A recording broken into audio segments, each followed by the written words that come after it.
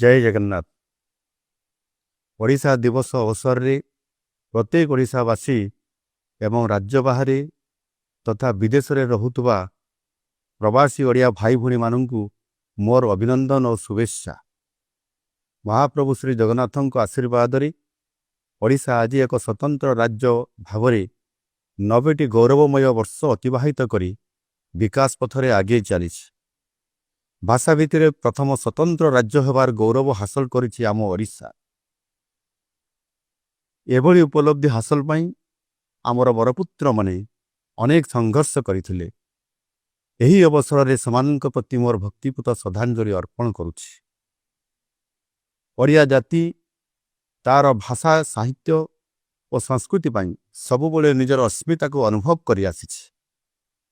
जगन्नाथंकर भक्ति रे ओडिसी संगीतर रागरे एवं ओडिसी संबलपुरी और विभिन्न आदिवासी नृत्यर छंदरे ओडिया जाति निजर परिचय को उज्जवल करि आसिछि। ओडिया पुओ झियो माने विश्वर जो कूଳରେ रहिले भी माटी माँ र संपर्क को भूली नहांती।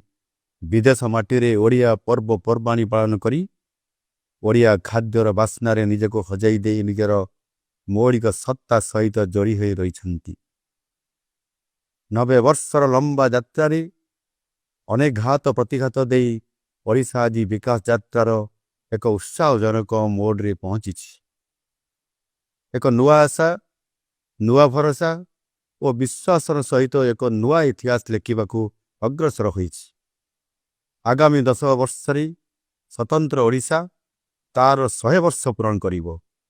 जेतेबेले ओडिशा हेब समृद्ध ओडिशा ता सहित विकसित भारत रे देशर ग्रोथ इंजिन हेबा पाई मध्य आम ओडिशा प्रस्तुत।